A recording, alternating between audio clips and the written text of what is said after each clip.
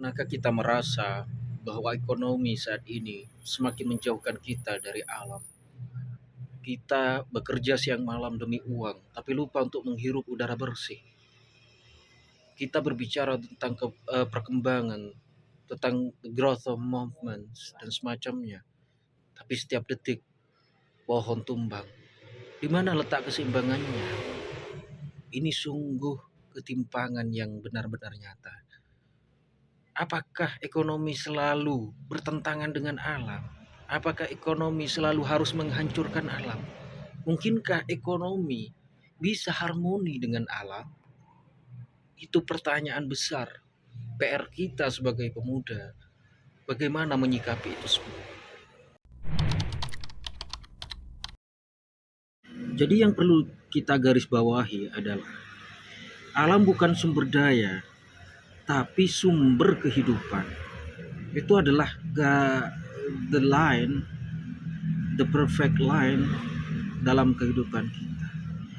Dalam filsafat modern, alam itu dianggap sebagai resource ataupun sumber baku ataupun bahan pokok. Sedangkan dalam filsafat lama, kemudian dalam budaya-budaya pribumi, bahkan Islam menganggap alam itu sebagai mitra kehidupan. Jadi filsafat modern sungguh jauh sekali dengan nilai-nilai ataupun nilai-nilai keseimbangan terhadap alam. Jadi percaya atau tidak, selama puluhan tahun kita dipaksa percaya, kita didoktrin untuk percaya bahwa pertumbuhan ekonomi itu dianggap sebagai kemajuan. Kemajuan bagi siapa? Kan pertanyaannya seperti itu. Dan dengan pengorbanan apa? Efeknya seperti itu. Jadi kapitalisme ekstrim itu mengejar keuntungan tanpa batas. Padahal bumi ini terbatas. Setiap tahun ada hutan yang dibuka. Setiap sungai yang tercemar. Setiap makhluk yang punah. Semua itu adalah biaya yang tak pernah tercatat di neraca laba rugi. Mereka hanya mencatat tentang keuntungan, tentang emas, tentang nikel yang saat ini viral dibicarakan di media sosial di Raja Ampat itu.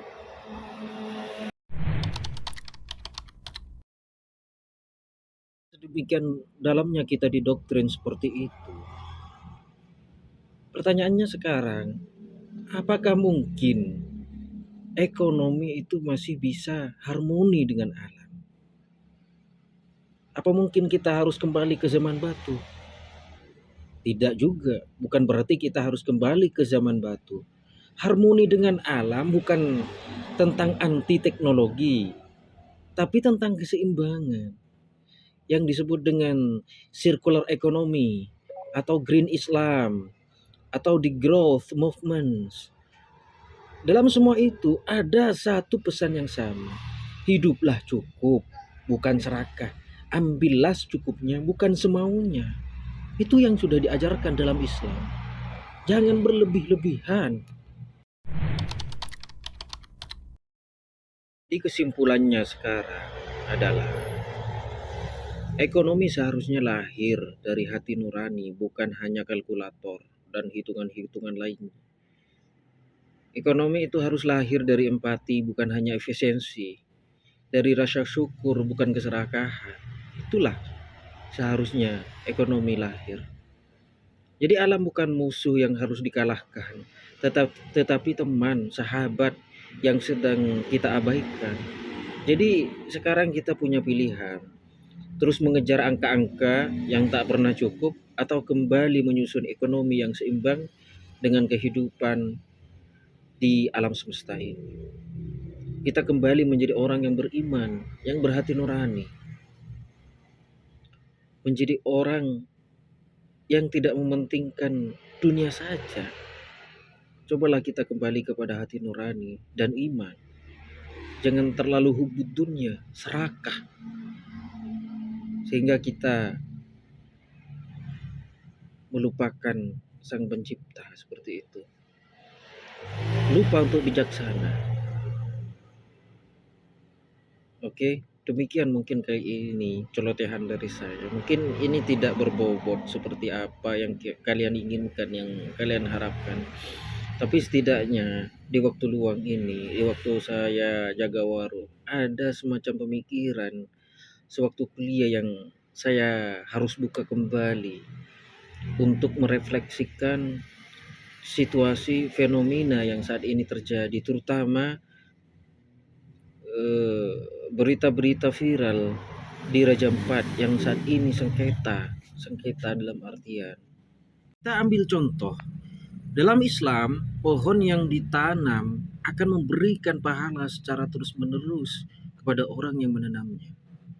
Kemudian, dalam filsafat Tao itu dijelaskan bahwasanya alam adalah dasar dari kebijaksanaan.